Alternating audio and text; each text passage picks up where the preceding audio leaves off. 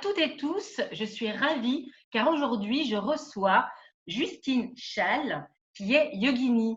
Bonjour Justine. Bonjour Islaine et merci de me recevoir. Avec plaisir. Donc vous êtes à La Réunion. Donc nous communiquons donc de Paris à La Réunion. Nous venons chez vous et je souhaitais vous demander que signifie yogini car vous êtes yogini, vous enseignez le yoga. Pouvez-vous vous présenter en quelques mots? Voilà, alors bon, déjà à la base, je suis infirmière. J'ai travaillé pendant plusieurs années à l'hôpital et puis après, je suis devenue maman et en fait, j'ai fait différentes formations dans le domaine du bien-être, du sport, de l'énergie, jusqu'à découvrir le yoga. Et en fait, le yoga, ça a été un moyen de transformer ma vie avec différents outils d'apprentissage sur le corps, sur le mental, sur la respiration, sur le bien-être, sur toute une philosophie de vie, en fin de compte, de pratique qui m'ont beaucoup apporté et que j'ai eu envie de partager. Donc, c'est pour ça que j'ai suivi une formation. Alors, yogini, c'est un bien grand mot. Je me considère encore comme une élève en apprentissage, mais j'ai des outils que j'ai envie de partager aux autres. Et voilà, donc c'est pour ça que je propose des cours de yoga. Et donc, vous avez créé aussi votre association Unipol Réunion. Voilà, c'est ça. C'est une association pour être bien en soi et bien ensemble, parce que voilà, ça partage des valeurs de partage, d'entraide, d'échange avec une communauté, avec les gens qui ont envie de participer, soit des adhérents de l'association ou d'autres personnes. Donc, on fait des activités, des animations autour du bien-être, beaucoup de la santé, des activités, et puis aussi des moments de partage, d'échange. On va faire des missions comme ramasser les déchets sur la plage, par exemple, D'accord. voilà, ou partager un pique-nique sans plastique. Donc, pour sensibiliser aussi, on va faire du troc, pour sensibiliser sur le libre, sur l'échange, tout ça, voilà. Donc, nous sommes tous en confinement à la métropole et donc à La Réunion. Donc, comment s'est passé votre confinement? C'est vrai. Alors, à La Réunion, en fin de compte, nous avons suivi les mêmes règles qui ont été établies en métropole. En plus de ça, on a eu une mise en quatorzaine de toutes les personnes qui arrivaient sur le territoire. Et puis, les vols qui ont été extrêmement restreints. Il n'y a plus que 2 vols par semaine pour la métropole. Donc, on est vraiment protégé ici à La Réunion, où il n'y a que 400 cas déclarés à La Réunion sur 800 000, plus de 800 000 habitants. Donc, on ne peut même pas parler d'une épidémie, surtout que la majorité des cas sont des cas importés, dans 70% des cas. Donc, ici, on est quand même assez protégé, mais les mesures qui ont été mises en place ont été très bien respectées.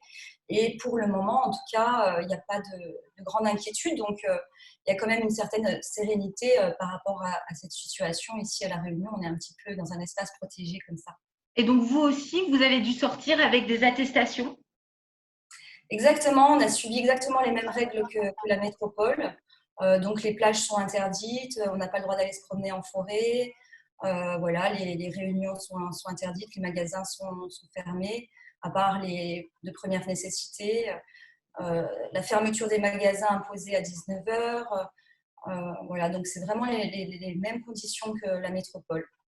Et en quoi le yoga vous a-t-il aidé à gérer ce confinement, d'autant que vous êtes maman donc de deux enfants? Donc, comment ça s'est passé ce confinement avec vos enfants et le yoga? Bah alors, sur trois aspects, j'ai envie de dire, ça m'a aidé déjà sur un plan personnel. C'est-à-dire que moi, à un moment donné, j'avais besoin de temps pour moi. C'est vrai que le confinement, ça nous obligeait, on ne peut pas aller vers l'extérieur. Donc, ça nous oblige en quelque sorte d'aller vers l'intérieur. C'est ça. Et c'est vrai que grâce au yoga, eh ben, ça nous permet d'aller vers cet intérieur-là. Et c'est des outils qui m'ont permis, justement, dans des moments comme ça. C'est une situation inédite hein, que nous vivons. On n'a Absolument. jamais vécu le confinement, nos parents non plus n'ont jamais connu ça. Donc c'est inédit, donc quand c'est nouveau, ben, ça peut faire peur aussi. Il y a des inquiétudes, il y a du stress, il y a des émotions intenses, que ce soit des émotions positives ou des émotions négatives, c'est très intense à vivre. Et Oui. donc c'est vrai que le yoga, ça m'a permis d'un point de vue personnel voilà, de me recentrer, de m'apaiser, de vivre la situation avec sérénité, avec recul, et je pense avec plus de force du coup et de sérénité. Voilà. Et donc, Alors ça, c'est sur un plan personnel. Après, dans la gestion du quotidien, je suis donc maman comme vous disiez, de 2 enfants, maman solo, donc je me retrouve confinée dans un petit appartement avec mes 2 enfants où je dois gérer la nourriture, les devoirs. Je me retrouve en maîtresse d'école, j'ai jamais fait ça de ma vie. J'ai plusieurs casquettes. Je dois être la maman aussi qui rassure, parce que c'est une situation aussi, il faut qu'ils comprennent pourquoi on vit cette situation dans une sérénité. Et donc, ça m'a permis aussi, grâce au yoga, de partager des moments avec eux, de faire du yoga avec eux, de partager ces moments-là.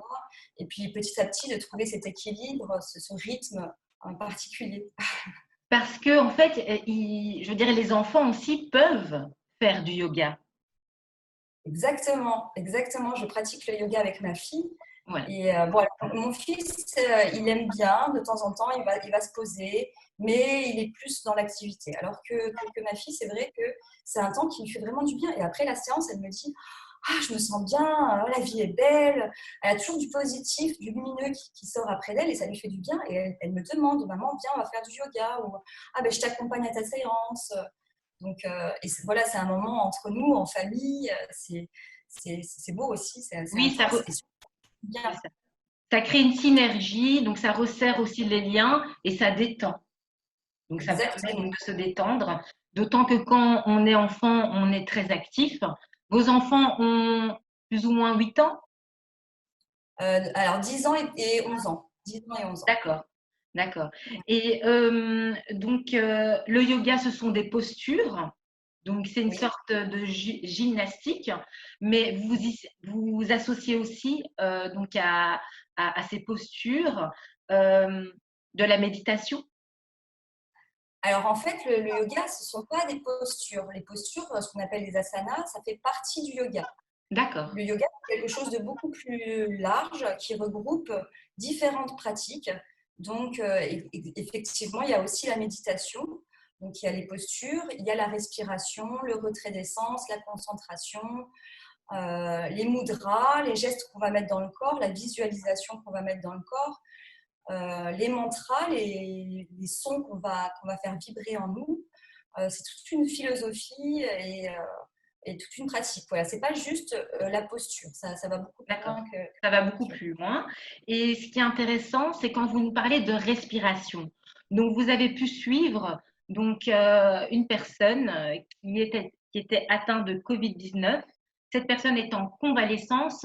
En quoi vous l'aidez? Comment le yoga peut l'aider? Voilà, c'est une personne qui a été hospitalisée pendant 3 semaines et qui a souffert d'une pneumonie assez grave, hein, avec des lésions pulmonaires. Et en fait, il est sorti de l'hôpital, donc il est rentré chez lui. Il a quand même un suivi médical avec le pneumologue, les médecins de l'hôpital, son médecin traitant. Mais c'est vrai qu'il avait, à cette sortie de l'hôpital, beaucoup d'inquiétudes et sur la suite, sur la convalescence de la maladie, avec des difficultés à reprendre une activité, euh, tout ça. Et donc, c'est vrai que le yoga, là-dedans, je lui ai proposé des séances de pranayama, donc ce sont des séances de respiration. Respiration. Voilà. Où on va travailler le souffle avec différents exercices. Donc, on y est allé tout doucement, à son rythme, avec aussi les indications des médecins et des pneumologues, hein, bien sûr. À son rythme, on a commencé à développer en une semaine des différents exercices et de voir en une semaine les effets bénéfiques que ça lui a apporté d'un point de vue déjà physique au niveau de la respiration et puis aussi surtout d'un point de vue mental parce qu'il était très très angoissé à sa sortie de l'hôpital et au fur et à mesure, et c'est drôle parce que c'était pas forcément mon objectif. Moi, j'étais là pour lui donner des exercices de respiration. Et en fait, à la fin de la séance, au fur et à mesure, il a commencé à me dire: ah, mais c'est incroyable ce que ça m'offre aussi sur un plan mental, c'est-à-dire cet apaisement, moins de cogitement, plus de sérénité. Et en une semaine, on a vraiment vu les effets sur un plan physique et sur un plan mental. Très intéressant. Donc, ça fait combien de jours que vous le suivez? Ben là, ça fait une semaine. On a Ça fait une semaine. commencé là. D'accord. Alors, on parlait déjà, il était rentré en fait le vendredi de la semaine passée, et puis on s'est parlé le week-end, et puis on a commencé les séances lundi. Et là, ben aujourd'hui, tous les jours, là je lui ai dit, ah, c'est le week-end, est-ce que tu veux qu'on fasse une pause? Ah non, non, non, non, non, surtout pas, D'accord. ça me fait du bien. Voilà, donc bon, c'est des petites séances qui durent une demi-heure. Pendant un quart d'heure, on va un petit peu discuter pour voir où il en est, pour voir l'évolution de son état psychologique et physique. Et voilà, jour après jour, on voit les progrès. Là, il me disait qu'il était allé se promener, qu'il avait fait 4 km, qu'il était content. Donc voilà, c'est un accompagnement petit à petit. Donc, ça porte ses fruits. Est-ce que vous pouvez partager avec nous un exercice de respiration, donc une des disciplines en fait du yoga? Oui, alors je peux vous proposer la respiration complète, parce que c'est une respiration qui permet de prendre conscience de sa capacité respiratoire, de tout son corps aussi, sur un plan de vue physique. Et c'est bon, assez facile à faire. Donc en fait, ça va être une respiration donc, où on va respirer avec tout le corps. Donc le ventre, les côtes, la poitrine. Et puis après, en expirant, ça va redescendre. Donc dans un premier temps, tu es dans une posture assise où tu peux te mettre en position allongée.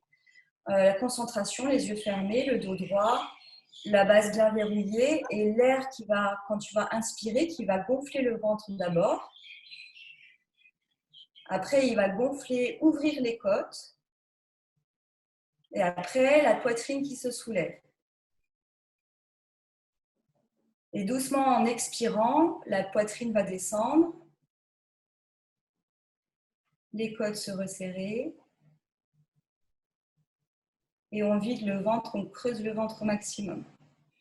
Plusieurs respirations comme ça, à ton rythme. Et tu allonges le souffle. Donc, petit à petit, tu aspires l'air comme dans une paille pour allonger le souffle. Et donc, cet exercice sert à quoi exactement? Alors, c'est un outil justement qu'on va utiliser pour augmenter la capacité en fait, du volume respiratoire. Donc, ça va améliorer l'élasticité aussi des poumons, le tissu pulmonaire, comme ça. Ça va permettre de mieux s'oxygéner. Puis, il y a une prise de conscience de tout son corps, que la respiration n'est pas localisée dans un petit endroit, parce qu'il y a des personnes qui vont respirer un peu avec le haut du corps ou que avec le ventre. La respiration, elle peut être complète. Voilà, après, on va respirer par le ventre, ou d'ailleurs, on peut faire avant la respiration complète, essayer de respirer qu'avec le ventre, ou qu'avec les côtes. Bon, je respire un peu vite pour montrer, ou qu'avec le haut de la poitrine. Voilà, il y a les 3 niveaux de respiration. C'est prendre conscience justement de ces différents niveaux de respiration dans le corps et de développer sa capacité respiratoire et les compétences respiratoires que nous offre notre corps. Eh bien, merci Justine Schall. Donc, on peut retrouver vos vidéos sur Facebook, donc sur la page Facebook. Voilà. Donc, c'est la page Unipol, c'est ça? Ben, merci beaucoup Rizlen. Et puis oui, vous pouvez retrouver effectivement des vidéos de yoga sur Unipol Réunion. Vous pouvez aussi me contacter si vous voulez des renseignements ou par exemple des cours en télétravail comme en visio, là, comme on fait actuellement. Donc, c'est comme ça que je soigne aussi, que j'accompagne le patient en convalescence. On fait des entretiens en visio aussi, parce qu'il reste quand même toujours en quarantaine pour éviter de contaminer les autres. Voilà. D'accord. Écoutez, je vous remercie et je vous dis à très bientôt. Au revoir.